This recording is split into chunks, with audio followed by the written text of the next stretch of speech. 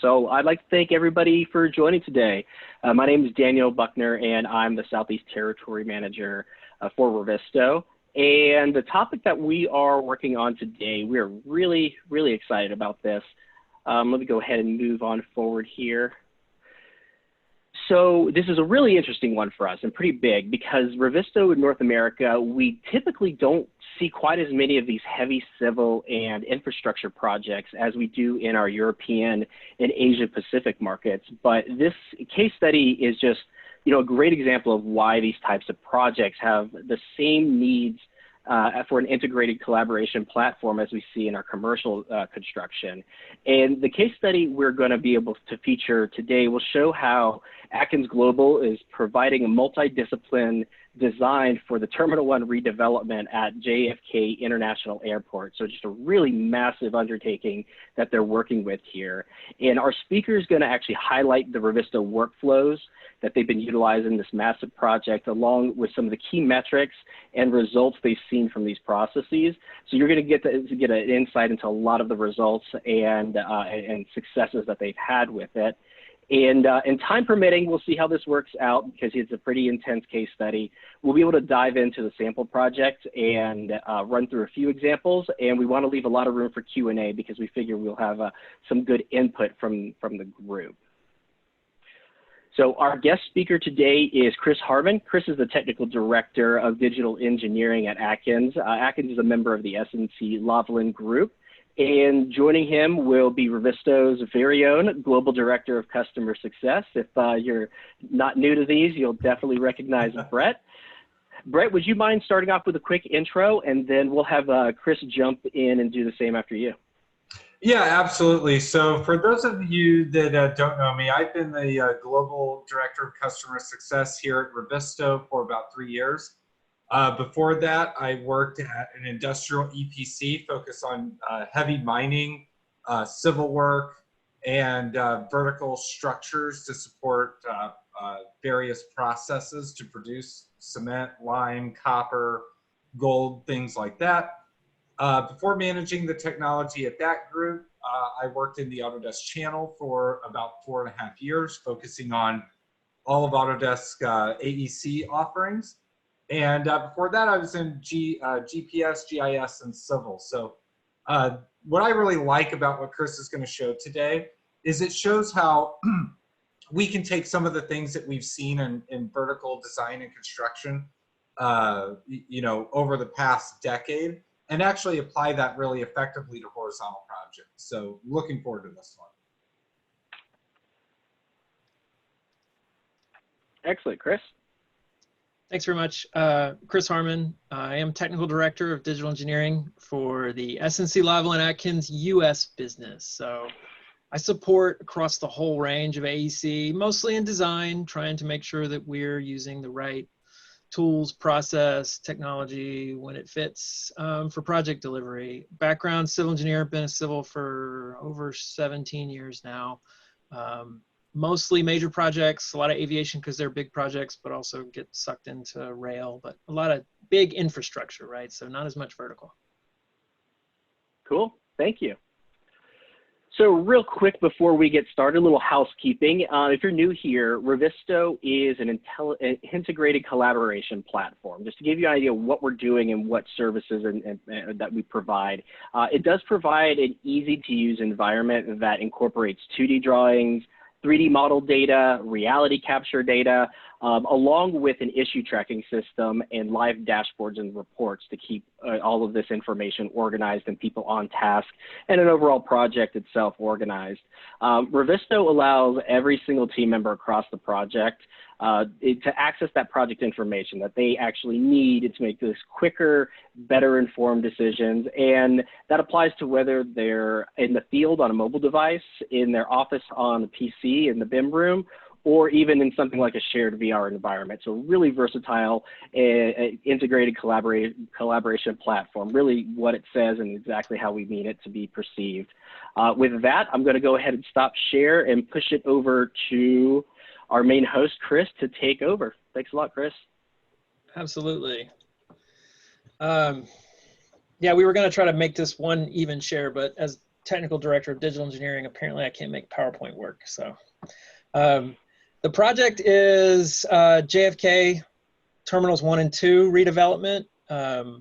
I am not technically allowed to show anything from this project unless you have all signed an NDA, and we weren't recording, but that's both good and bad. I thought about trying to show something else, but it's a cool project, and it just touches on everything I want to show. So the good news is I've included a bunch of workflows and Visio diagrams. So that's even better than actually seeing the real deal, right? So I'm just going to start with a little project introduction, right? And the way we like to think about this is, and hopefully no one from our client is on, this is a drainage, pavement, bridge, and utilities project with a terminal attached to it. And that's the way civil engineers are always thinking. And I think you're going to hear me talk a lot about civil engineers through this project. And I realize that the problems and solutions we found here are not specific to civil engineering, but we do feel like a special group. So there's a lot of vertical construction people. Some of these things may not make a lot of sense, or maybe they'll be familiar to you in your own sense. But just to do a real basic outline, terminals 1 and 2 are existing right now at JFK. They're pretty small. They're narrow body, so they can't get the size aircraft they want in there. And the plan is to redevelop both of them into a massive new terminal, right? So this is an existing site. It's got all kinds of great stuff in it, like existing full terminals that are in service. It's got the air train, which will move passengers between terminals. It's got a parking garage. You know, it's got everything in there, everything you can imagine. And the plan is, right, to just replace it with this giant new south terminal. So T1, T2 are gone. New big terminal comes in, parking garage goes away. And those of you that do a lot of vertical will have noticed that we're building a new terminal over the existing air train, which is going to be a lot of fun, right? Now, for me, obviously, there's the really exciting, what we call landside portion, are all the roads and bridges and temporary roads and utilities and stormwater that we've got to put all over that side. And then on the air side, we've got just the usual kind of easier flat work side. Oh, I can see there's a poll in progress. So thank you. That's good, because I want to know who I'm talking to. I don't know if I should show you. I'm going to leave this live so that way you can all fill it out so that we know. There's a lot of civils on here. Okay, this is good, because I think this is going to ring home for the civils on the call. The architects, it may give you a deeper look into our minds, but that's probably not something that you wanted. But you know, too bad maybe. I don't know. It looks like there's only one. The poor soul. There's 40 seconds left, so I'm going to keep going for a second. I'll drag it over. Oh wait, no, that's how long it's been going. Yeah, it's over. So we're about 65% civil, which is great. Okay, so I'm among friends, I'll assume. So if we think about this project in this sense, and obviously I don't want to get into too much about specifics, but maybe it'll help you relate to the issues we've got. To do anything this big, you need a lot of people. You know, you need a lot of different consultants just to do the civil side, much less the actual whole project. And you've got a diverse geography to pull that off. So it's not something that you're going to do in a single office on a single network drive.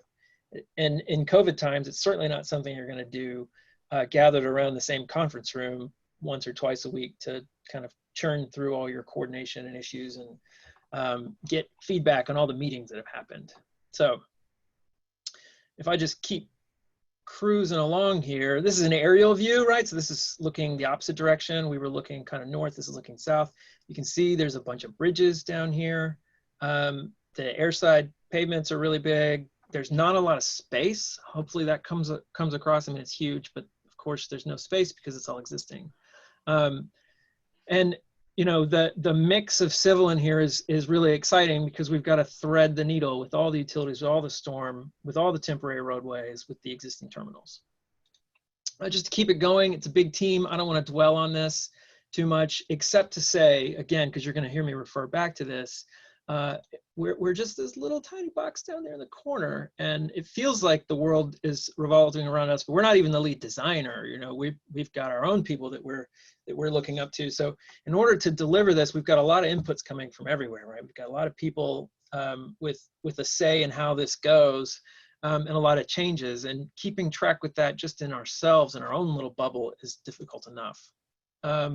So, and I promise this is relevant. It's not just a plug, right? We're a global business, 50,000 employees, which is great because that means I've got a big resource pool and I can pull in people I need and I can get expertise.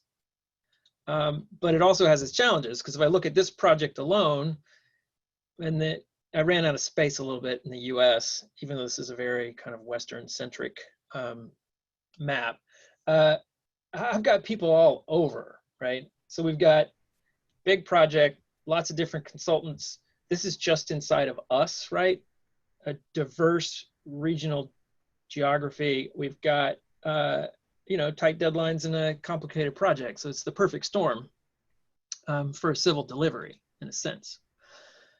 Which kind of leads us in to our project technology. And I like to just put this little blurb under there. Wow, that's awesome. Shame we can't do it in Civil 3D. You know, because there's civils on here, I'm gonna let you in on a tip.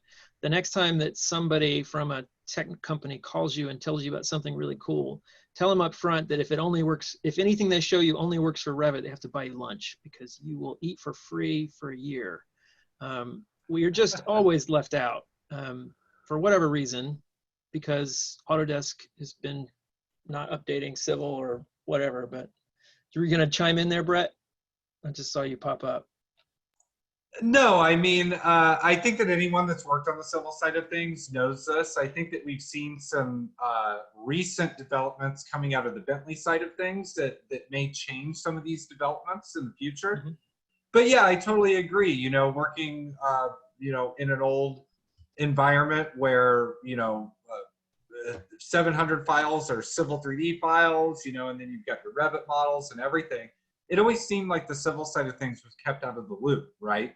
And the hardest part to communicate to the entire project team was always not only viewing the civil models, but getting those sheets and those workflows integrated. So it's something that we're continually working on here at Revizto. We know that we're not 100% there, but we do want to essentially make it to where the civil, the horizontal, the infrastructure part of these projects can be included just like everyone else can. Yeah, I didn't mean it as a jab at Revizto. No, not at all. It's, you know, it's really interesting when you talk about developing the product and how we work with it, because just like we talk about in our product, every set of professionals needs different types of tools, right? Mm-hmm. And as soon as you start going down the development path that's very specific on one, you then start to alienate others. And so it's a balancing act that us service providers have to you know, really take a hold of. And, you know, it's a growing process as the technology develops. Yeah, definitely. Well, I'm going to get into workflows. So our tech map for the project, some workflow discussion.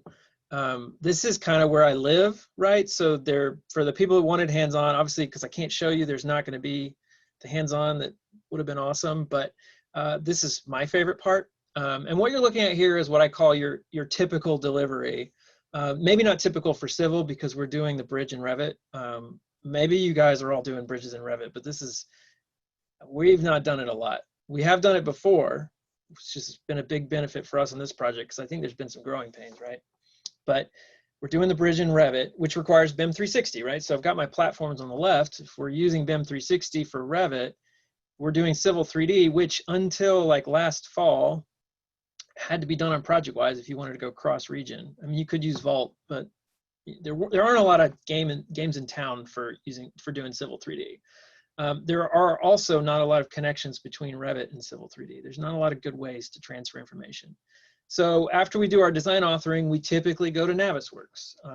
It's a pretty typical workflow. I've got similar ones for Bentley projects, but you know, usually we're storing in somewhere, we're authoring it in something, and then we're moving it into some sort of federated space to do some coordination and some clash detection, right? The issue that we've had, that I've always had, or that we tend to have, is that those issues that what I call SDC and IDC, and you have to forgive our internal acronyms, so that's single discipline check and interdisciplinary check. Those things are happening in a bubble, and we're not really getting closure on it, right? Because what we want to get to is a document production. We're delivering 2D PDFs. We live in a 2D world. We have to go through a quality control process and then deliver that. You know, quality control is being done in Bluebeam. That little bubble in the middle around Navisworks is just a pain point. You know, having clashes closed, having issues created has been a struggle for us for a long time, which is kind of where this layer that we've added. There's plenty of games in town here as well, but Revizto is the platform that we chose to kind of manage what was coming out of that model federation, and not just the model federation, but also what was coming out of our 2D document workflow. It kind of, because it ticks both boxes, and both are so important for civil, and I'm going to sound like a broken record for that today. Revizto made a lot of sense for us to layer in here. I think if you go back 10 years, everyone's tech map doesn't have that layer, right? It's gone.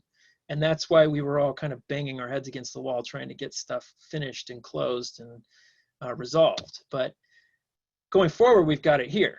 Now, what this means for us in a big sense is, or in a project-wide sense, there's a line here, and I probably should have put a name on them. So the top line is our client space, the design manager, the architect, you know, and all of their subs, right? And they're all working on BIM 360, and they're all working in Revit, right? They do everything in 3D. They have everything. And then you've got that line, and then there's us, which is the civil and infrastructure, and all of our subs.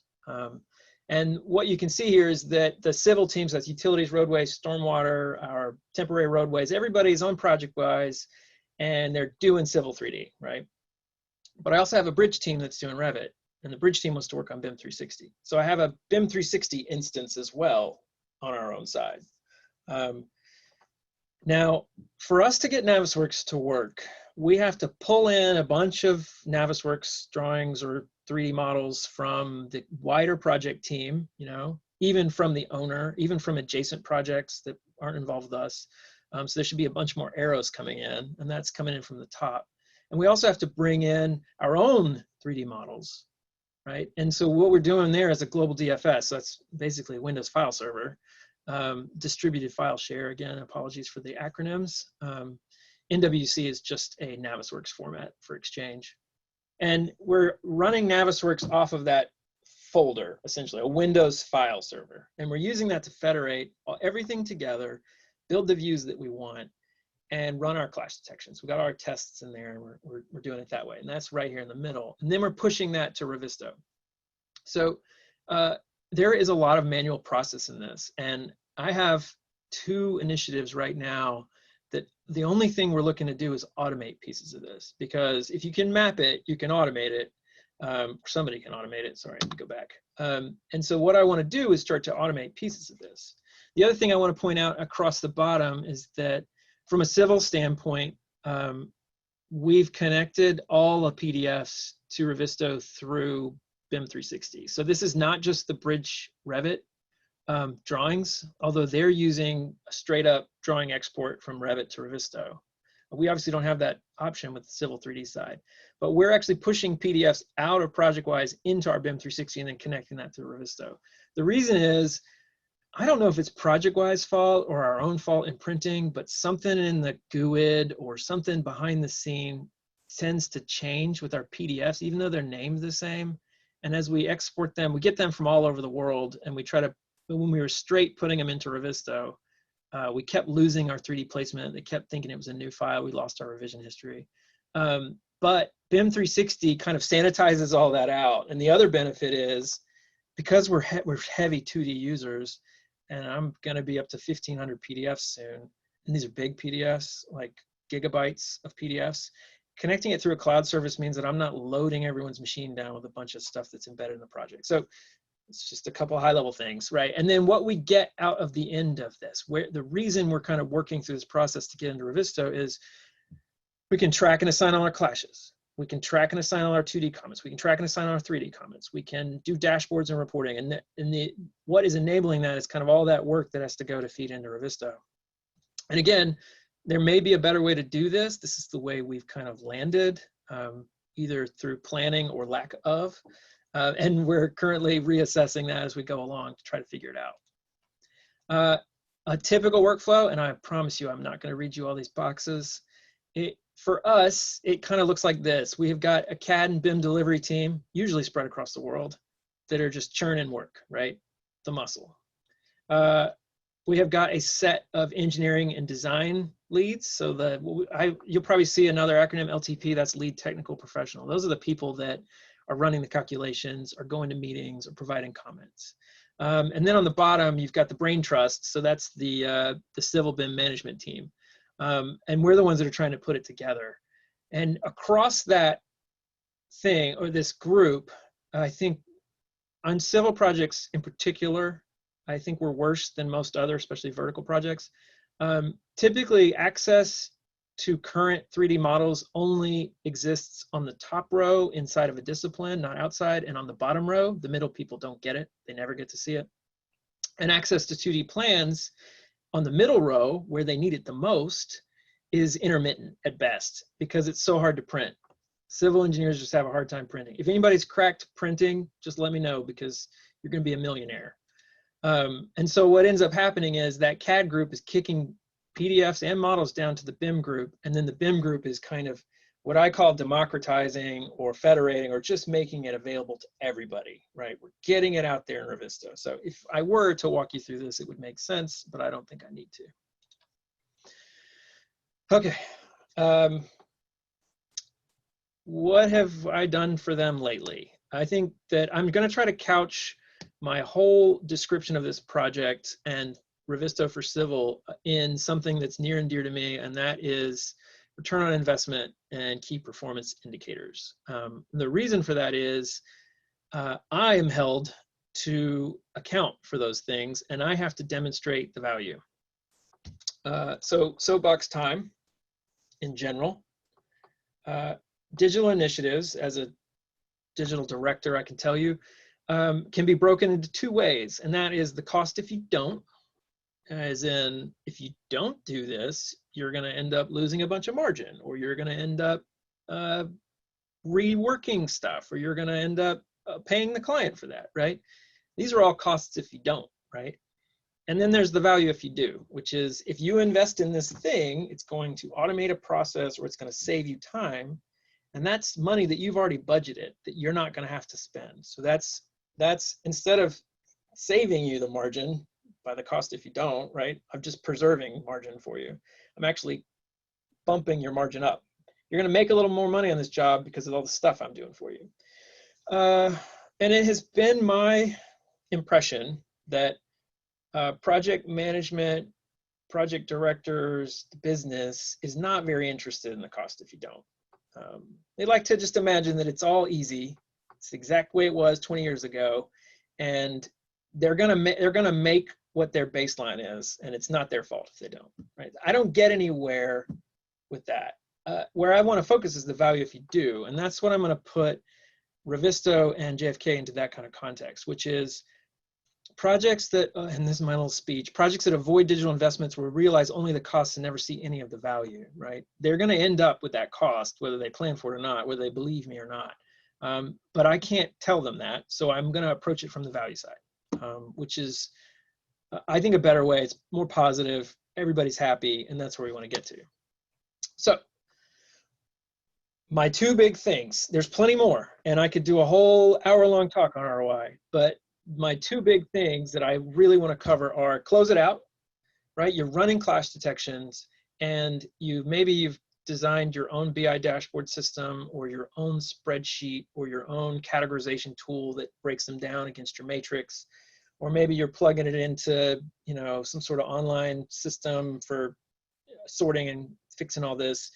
Getting it not just solved, but solved and closed is the kicker, right? And that's what I've always struggled with. You sit down in a BIM meeting and no one's looked at it, and you've only got an hour, and no one can decide what takes precedence, and there's no easy way to keep a record on it. So number one is close it out. And that is going to be one of the big KPIs for us, which is the number of clashes we close out.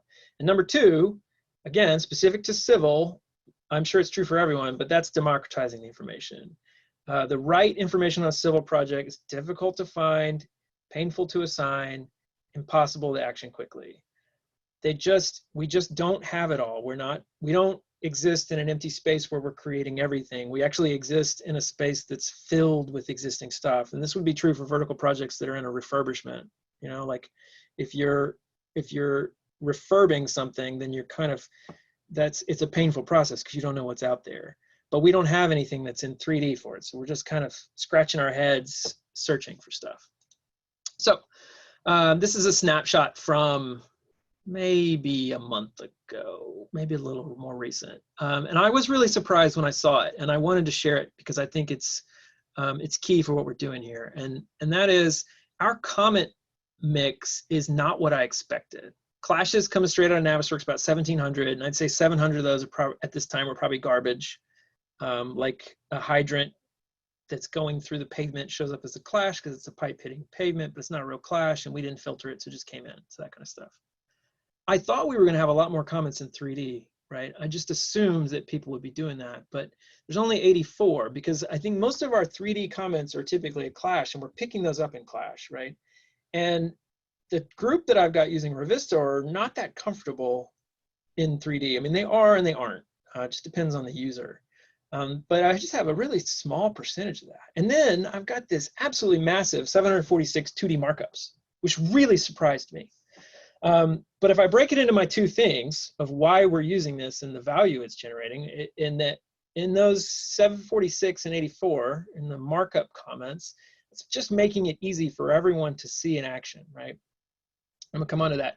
And then on the clashes, we're just trying to get them closed out quickly. So for clashing, these are PricewaterhouseCoopers report said that through design progression, design teams find around 80% of their clashes. So that means that on any project, 20% of the clashes, if you're not running some sort of automated clash time, will go undetected. Seems like a big number to me. I thought we were doing better than that.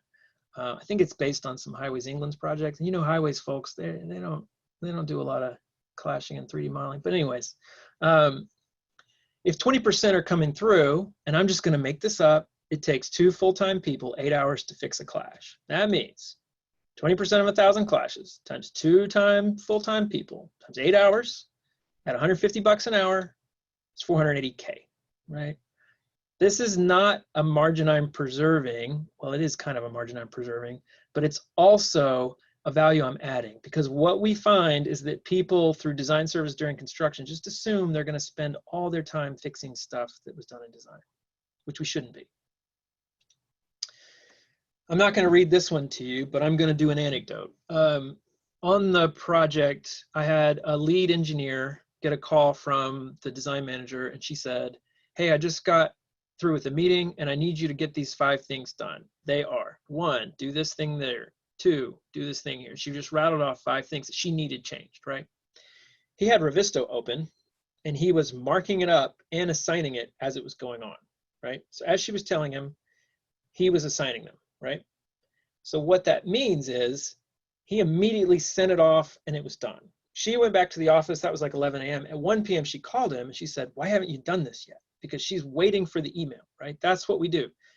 We assign somebody 5 tasks that they write down on a notebook, and then they go and they find the drawings, and then they mark them up on the plans, and then they attach them to an email, and then they send the email and they copy in the design manager so that she knows it's gotten done, and then that team's got it. The difference here is that we're doing it on at the time he's already assigned it.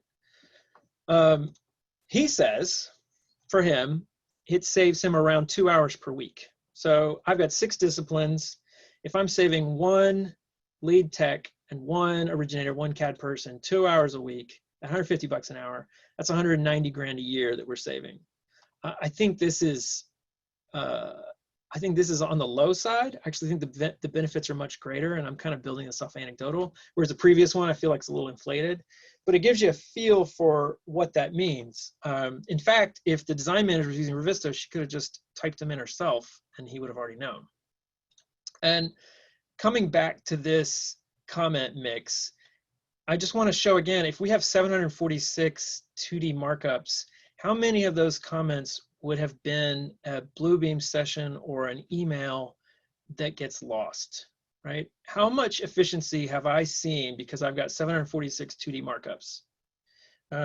Our 2D workflow has actually dwarfed our 3D workflow for Revizto. You can't do either without the other one, but it's become increasingly clear that by putting all the 2D in there, I'm getting such a much greater value out of the product. All right, I'm flying through this, Brett, but I've got a little bit more I want to show, and that's something that's live. I want to kind of illustrate what I mean, what I've been talking about, what I've been trying to get at. And yeah, no problem. Well, what I was going to say is as you get through it, we'll open up Q&A, and then we'll talk a little bit about what 5.0 brings to the civil side as well. So yeah, I could go on about that for a little while too. And that's civil collaboration. Like based on what I just showed you, the 2D comments are the value, the saving people time and making sure they're not emailing, make sure they're not arguing about it, make sure it doesn't get lost. If that's the value, then any new users I can drive to the product, I'm basically saving the project money is how I'm looking at it. And the best way to do that is to make it valuable, right? If it's valuable, they'll use it. I'm not gonna beat anyone with a stick to make them start using a piece of software if they just decided they're not gonna. But my theory is it kind of, if it's the easiest place to go find something, that's where they're gonna go. And so I just want to talk through a use case, and this is very specific to civil. I don't know, it may happen for other disciplines, but it just feels like I live my life here. And in this tiny little picture on the left-hand side, bottom left right here, you can see an aerial survey with some little red squares. And those red squares are base map information of existing foundations, and they've got a little yellow circle in the middle you can't see, which is a pier. So those are foundations for a bridge and a pier. Now, a question that we get asked is, why don't you do this in 3D, right? Why don't you just have that in 3D already? And there's kind of like probably a million answers. What I want to shout though is that no one's paying us to take all your existing information and translate it to 3D so that we can then, you know, better clash and better coordinate with existing foundations. The truth is we have to coordinate with existing foundations. All the civils know the way you would normally do this is you'd overlay your design in the bottom left, and then you'd see if you hit it, and then you'd go find out if you actually were hitting it. Now, how do we get there? Because I have seen an immense value in getting all that 2D stuff into 3D. One of the tools that we're using is Dynamo. So you can see in the bottom right, this is a Dynamo script that I wrote, and I actually gave it to somebody that knew how to do Dynamo, and they made it look really pretty because my graphs are horrible, way too complicated, but it worked. So it got what I wanted. And I don't know if you can see, but all I did was I took that red square and I typed in the elevation that I wanted it. I wanted them all because it's a relatively flat site. I went up 10 feet, I went down 10 feet. This is a horrible approximation of a foundation, right? It's 20 foot tall and it's sticking out of the ground and it's going, you know, way, way too deep. But for me, all I had to do was click a button and I got every foundation. And before our bridge team switched to Revit, I was only getting 2D bridge foundations. So I had to, on a weekly basis, take all their 2D squares and make them 3D objects. Dynamo is a really good way to do that. And we've found it valuable for signs, for lighting, for fencing, for like high mass structures, things that are really big and repeatable. And then again, really for existing objects like existing walls and foundations. It's just a really easy way to just extrude a solid as a placeholder. Now, this is great, but it's not really helping anybody. So as an example, I'm just gonna play this really quick. Is this a clash, right? It's an existing foundation. The pipe is definitely clashing with it. The benefit to Revizto that I'm trying to get to, and this is about that second bullet, is you can switch to 2D and go to an existing conditions plan and see the clash. So if you didn't believe that it was there, you can go and see that there's a big pier right here and a big pier right here. So there's a good chance there's something there, right? And what we would normally do as civils is go hunting through drawings. Like we're always hunting through drawings. And there never is 100% right answer because we're always working in a mix of 2D and 3D. Having it all in one place means that in a matter of minutes, I can check it against this, but I can also check it against the storm drawing, and I can also check it against the roadway drawing, and I can check it against the temporaries, and I can see if this is being demoed. The value there is that it's not like we can just toggle a phase button and all the stuff that's being demoed goes away, because half my disciplines are only working in 2D. So what I'm doing is I'm integrating that 3D and 2D together, and I'm giving it to them, and I'm saying, look, you can go digging for 2.5 hours through everyone's drawings until you get this, or you can use the geolocation of these 2D plans and the 3D model to figure it out, right? So I'm going to play it again just so you can see what I mean. You think it, you know it's a clash by this, but you're not sure. Having that ability to dive in here and check it against a bunch of different drawings is such a huge value, right? That's where we're saving time. Whereas I thought it was going to be about assigning clashes. And then the other example is this one, right? And this is another civil example. I apologize, it's kind of, it'll either make sense or it won't. The blue road is a temporary road, and then the light gray road is a permanent road. And the gray foundations are permanent foundations.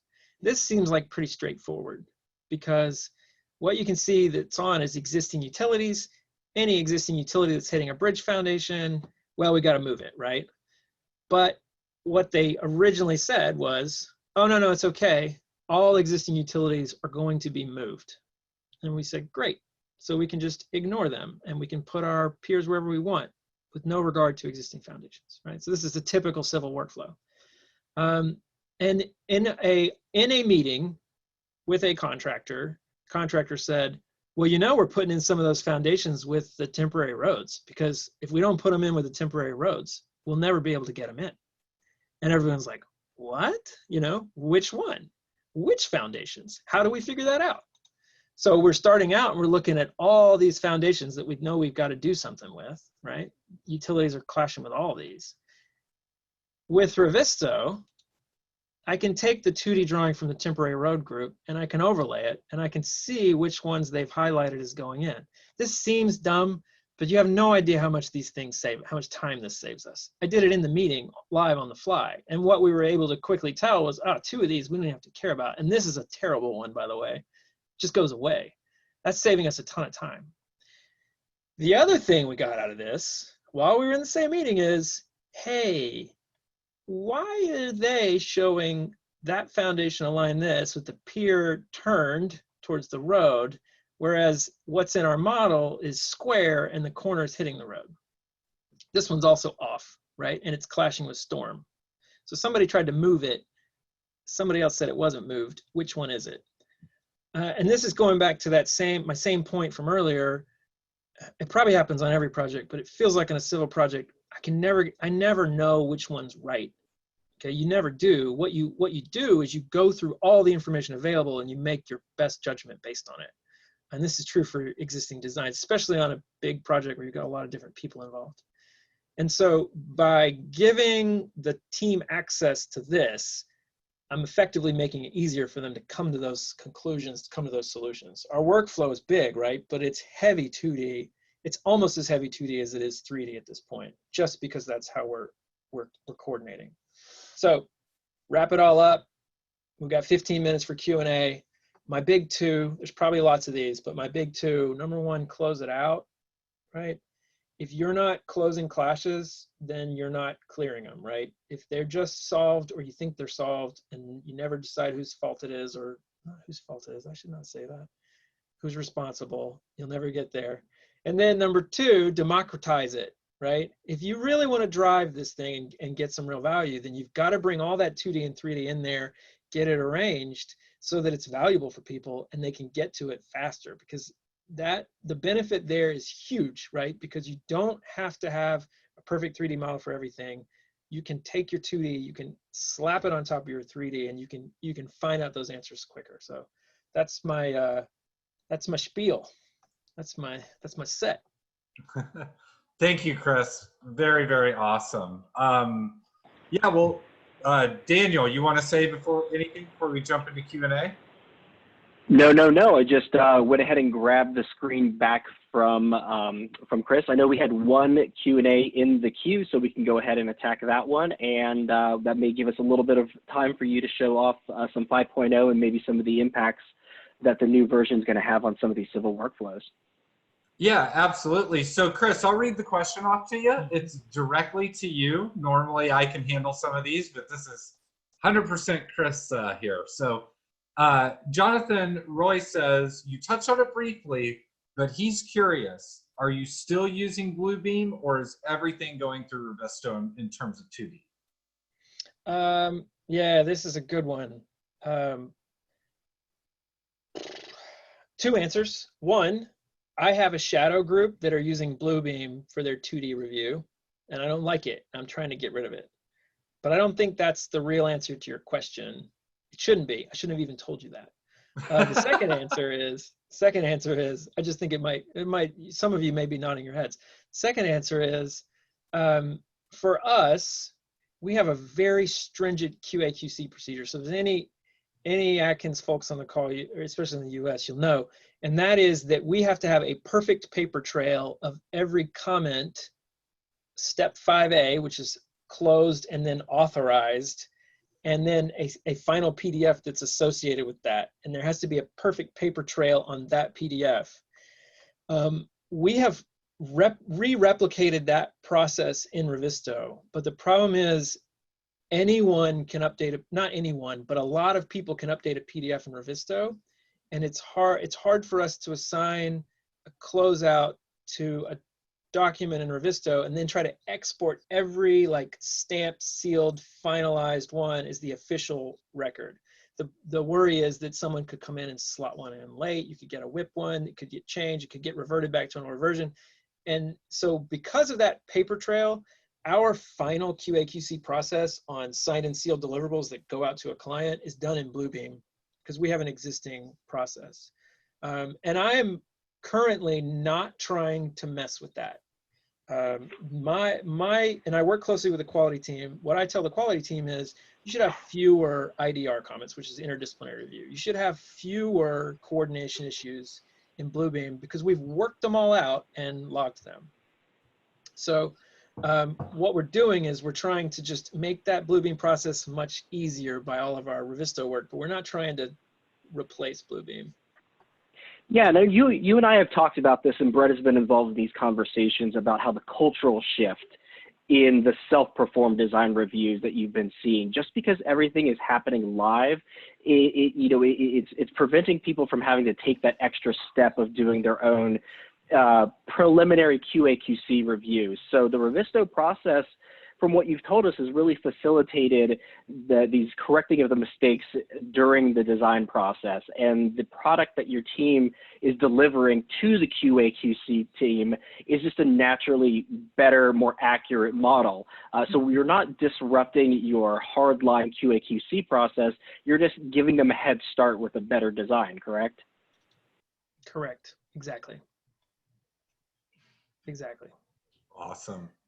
So yeah, moving on to, that was a great question and a really great answer and some really great points, Daniel. I totally agree with you, right? It's the same thing that we talk with construction companies about during coordination, where it's like, yeah, everyone deals with RFIs, but we don't want them. And it's the same thing as problems in QA/QC, right? If you can do it before you get to that point and provide a better product, that shortens the time that they have to spend with the information and gets those projects out the door more accurate and with less man hours involved. So moving on to the next question, an anonymous attendee, I don't know who this could be, asked how many documents are in your Revizto project, and did you have to create multiple projects due to the size of this airport? Yeah, so, you know, several are kind of lucky and kind of not, because for a recent rail project in Revizto, we split it by segment, which was about 2 miles long, 1 mile long or so. No, it's more than that, 3.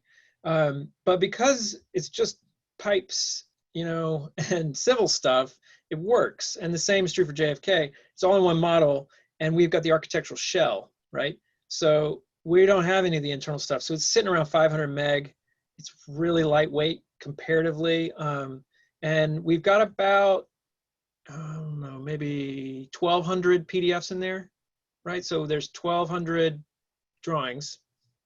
And again, because those are ported through BIM 360, it keeps it pretty lightweight, right? And that's, I mean, it seems to be holding up fine. I haven't had any complaints. It works on my iPad. So far, so good. I haven't had to split it. I think if we were to try to bring in more than just the facade, and this is starting to happen. People are starting to ask for architectural. They're starting to ask for, there's a bunch of canopy work and stuff. There's just a bunch of stuff that we're going to start sticking in. It's going to get bloated, but I think for now, it seems to be working fine. I don't know, 500 meg, is that par for the course, Brett? Is that small change for you guys? Well, the really good thing about design civil data is that it's pretty lightweight to what we see a lot of projects in, right? Like we've got some pretty large projects going that are full LOD fabrication models that these models can reach, 7, 8, 9 gigs by themselves. So with the civil projects, what we find is that even though there's more area being, put into the project and there are ultimately more objects, they're not as taxing on our system simply because there's not as much detail in the graphics. And in a lot of ways, there's not as much very specific metadata, right? There's a lot of metadata associated with the objects, but not like what we see when you get into like ITM data on the MEP side and all of that stuff. So civil projects usually operate fairly, well, not fairly fast, really fast inside of our product until they start getting out into those fabrication levels of detail. Yeah. Yep. So for example, whenever you guys start pushing into construction and you start looking into, how are the pins and the rebar going to be set for, the roadways? How are all the expansion joints going to be put in? That's where you'll start to see the project really grow in size. Yeah, that's true. So now another question we have, I believe it might be from the same person, but have your meetings started to move to Revizto as sort of a source of truth for the project? Yes. And this is something, for Revizto 5, I find saving views and view states is much easier through an issue. So I have got my own kind of, it's published. It's a set of issues that you can filter into for like a progress meeting. I've got a progress meeting filter. I've got a couple. And these are meeting-based issues. And it's essentially taking your bullets from your meeting and turning them into issues, right? And having it live on the screen and working through it. Because if you go to an issue, you can set all of your views. You can have a sheet cut in the view. You can jump between drawings and the model, and you can capture it in there. Now we're doing a shadow process of keeping minutes on the side, just because a lot of these meetings are with external people who are not in the Revizto project, so we've got to share it with them somehow. But we don't. It's almost like I can't imagine having to go back and try to click between different people and different sources, and somebody can't find the right drawing. It's just a nightmare. So we have moved. Like we don't run those meetings without it. I don't know if that's an answer about source of truth, but hopefully it's close. Yeah, so the next question we have is from Jonathan, and this is one that I can talk about a little bit. He says, how does it handle MEP projects, which are very, very big models, right? So we have quite a few MEP contractors that are Revizto clients that are using this not only in the field, but in the office for coordination. And we can generally handle some pretty large MEP models when it comes to the data provided in them. To throw some numbers out there, we've got projects right now live with design data. We've seen them as big as 2.5 gigs. Actual model data, that's not even counting reality capture data, which makes the projects much larger, and we can handle that. But yeah, it's really just a balance of normally where we see the limitations is in the graphical part of the product, right? Where we have people that aren't running computers large enough to handle it. Our product is based on Unity. So we've seen fabrication level MEP projects reach up into the 800 meg territory, megabyte territory as far as the files are concerned. But a lot of that limitation is when you start getting into those higher level of details. So yeah, we've had some pretty large projects go through Revizto as far as MEP goes. Everyone is different, so it's hard to put a a hard limit on that. But yeah, we can handle usually up to about 1 gigabyte of LOD 500 from an MEP project. Now, Mark, hey Mark, how you doing? So Mark Lemieux, he asks, hey Chris, good presentation. He wondered how much you're using Revizto for measuring your 3D civil content. For instance, station offset measurements for identifying new issues, and how you tackle that. Well, I mean, you have to correct me if I'm wrong, but there's no way in 3D in Revizto to pick an issue and have it assigned to station offset. What I would say, if you create an issue anywhere near an alignment, you could flip to the 2D view and then read the station offset because they're linked, right? So if you create an issue and you need to know what station offset it's at, you just click to the sheet that's covering it. It's not an exact station, but I'm assuming, what you might be asking is there any way I can create an issue and have it categorized by its station within a range, right? Because I want to keep these station to station together. I don't know how you'd hack that. Maybe you hack some grid lines in Revit and then push those in somehow and then use those grid line. I don't know, Brett, I'm spitballing. No, you're exactly right. And this kind of goes back to, earlier in the conversation we were talking about, and I said something, you go, oh, that's not a dig towards Revizto. This is absolutely one of those topics that is going to grow over time, right? Revizto is a very feedback focused application. Everyone on the team, the development team, the customer success team, we really greatly appreciate this feedback. And it's all based on where our clientele is existing, right? Now, I would have to say that especially in North America, Chris has been one of our more foremost civil and infrastructure focused clients that we have here. And as the product grows, we could definitely see some of these features making it in, right? Like the ability to measure from a station and an offset, the ability to do some of these other things that we do in civil design review. But it's going to have to happen over the course of our development plan. So it can't do it now. The way that we see most people do it is they overlay those major alignment drawings. They flip back to 2D and they can see exactly where the issue exists. We have some clients using tags in order to tag a station range, especially on long horizontal type projects, such as highways. Right. I mean, and also when you talk about civil, you're talking about two different kind of project types, right? You're talking about large site development, which is what essentially JFK is. But then you also get into, refurbishing highway over the course of 20, 30, 40, 50 miles. And that's where we see a lot of this use is more in that site-based right now. And I think that's one of the reasons where that aspect isn't as critical to Chris. He definitely would take it, but. Yeah, he's updated it to say, trying to make decisions if something is good, bad by measuring inside the model. So maybe the question is more around how confident do I feel in the measurements I'm pulling? So what I normally do is take a measurement. You can also get it snapped to an elevation. I use that a lot, like the elevation at the top of a beam or the top of a pipe or something.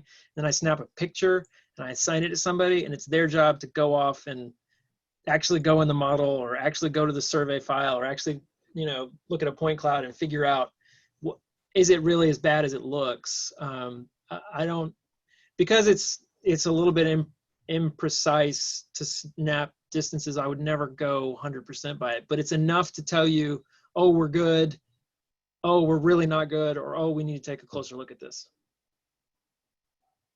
Awesome.